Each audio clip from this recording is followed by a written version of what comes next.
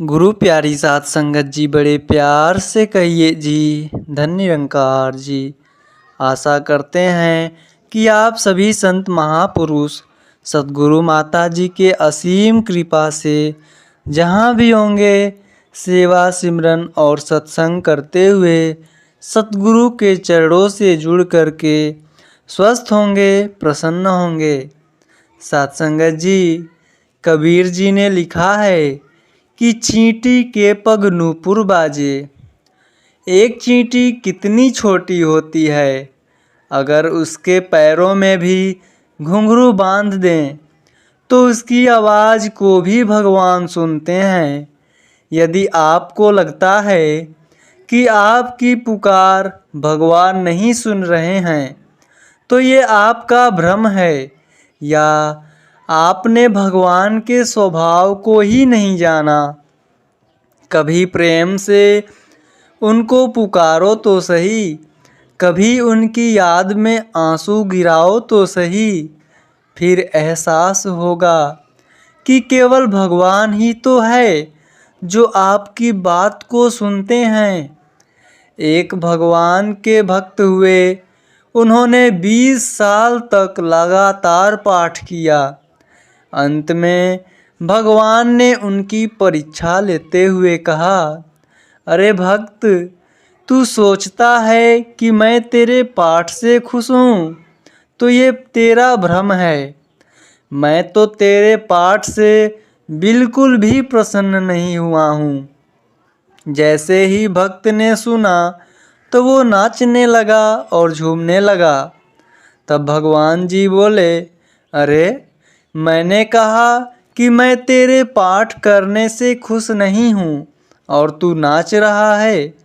तो भक्त बोला, भगवन, आप खुश हो या नहीं हो ये बात तो मैं नहीं जानता, लेकिन मैं तो इसलिए खुश हूँ कि आपने मेरा पाठ कम से कम सुना तो सही, इसीलिए मैं नाच रहा हूँ। तो साध संगत जी, ये होता है भाव। थोड़ा सोचें और विचार करें। जब भी गुरु जी को याद करें, उनका नाम जप करें, तो ये ना सोचें कि प्रभु आपकी पुकार नहीं सुनते होंगे। कोई संदेह मत करें, बस हृदय से उन्हें पुकारें। आपको खुद लगेगा कि हाँ, सतगुरु आपकी पुकार को सुन रहे हैं और आपको इसका एहसास भी होने लगेगा। साध संगत जी, एक बार बाबा गुरुवचन जी महाराज गांव में एक महात्मा जी के घर गए। महात्मा जी की आर्थिक स्थिति बहुत ही जर्जर थी।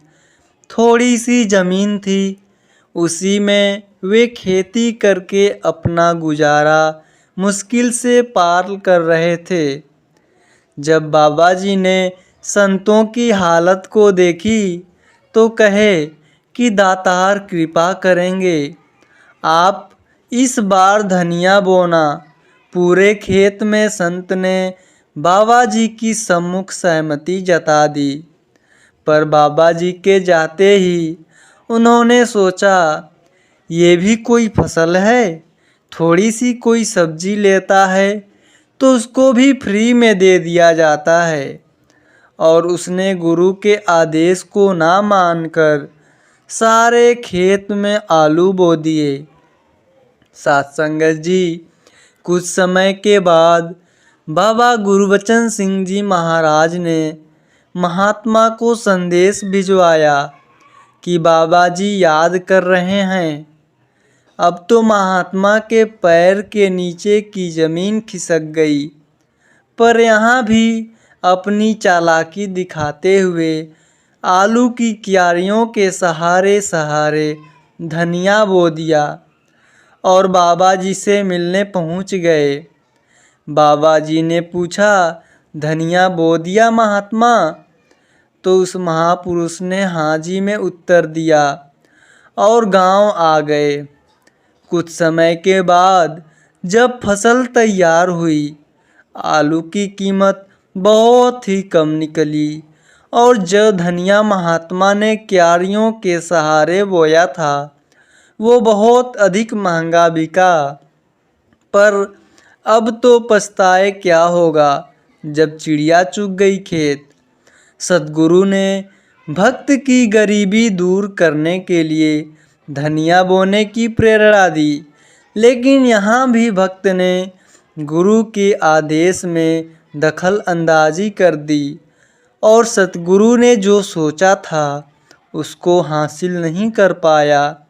साथ संगत जी, कहने का भाव है कि जो वचन सतगुरु या सतगुरु द्वारा जिन्हें सेवा सौंपी गई है उनके द्वारा आते हैं, हमें उन्हें जस के तस करके मानना है, क्योंकि हम इतने ज्ञानी नहीं हैं जो संत महात्माओं के वचनों को समझ पाएं। उनके वचनों के पीछे जो हमारा भला होता है उसे समझ पाएं। गुरु वचन को हम जस के तस मानेंगे तो जीवन में आनंद प्राप्त होगा। साथ संगत जी, आज इतना ज्ञान है तो फिर भी क्यों नहीं है खुश धरती पर लोग। एक दिन यमराज और चित्रगुप्त आपस में बात कर रहे थे। अचानक से यमराज ने चित्रगुप्त से पूछा, चित्रगुप्त एक बात बताओ, व्हाट्सएप और फेसबुक पर होने वाले ज्ञान के आदान प्रदान को देखकर तो लगता है कि मनुष्य लोक में सभी लोग एकदम मज़े में होंगे और स्वर्ग का आनंद ले रहे होंगे, पर उनके चेहरे को देखकर ऐसा तो मालूम नहीं पड़ता है। क्या समस्या हो सकती है। चित्रगुप्त जी हल्के से मुस्कुराए और बोले, महाराज, कल मैंने आपको आपके पेट दर्द के लिए आयुर्वेद की एक बेहतरीन इलाज व्हाट्सएप पर भेजा था, वो आपको कैसा लगा। यमराज ने बड़े ही उत्साह के साथ तुरंत उत्तर दिया और बोले, ज़रूर ही बहुत अच्छा होगा चित्रगुप्त, क्योंकि मैंने तुरंत उसे मेरे सारे ग्रुप्स पर फॉरवर्ड कर दिया था और तुरंत बहुत सारे लाइक्स भी आ गए थे। और तो और अब वही मैसेज मुझे वापस भी आने लगे हैं। यमराज का उत्तर सुनकर चित्रगुप्त ने बोला, वो तो ठीक है महाराज, पर क्या आपने वो नुस्खा आजमाया। यमराज बड़े ही उदास होकर बोले, नहीं चित्रगुप्त, मैं उस नुस्खे को नहीं आजमा पाया, क्योंकि मैं पूरा समय उस नुस्खे को सभी लोगों को फॉरवर्ड करने में ही व्यस्त रहा। इस बात पर चित्रगुप्त ने उत्तर दिया, तो महाराज, बस यही प्रॉब्लम है, ज्ञान तो बहुत है पर जीवन में उतारने का समय किसी के पास ही नहीं है। बस सब कॉपी पेस्ट और फॉरवर्ड करने में लगे रहते हैं। तो साथ संगत जी, उम्मीद करते हैं कि आप सभी संतों को आज की यह साखी ज़रूर पसंद आई होगी। फिर मिलते हैं अगले साखी में। साथ संगत जी, बड़े प्यार से कहिए जी, धन्य निरंकार जी।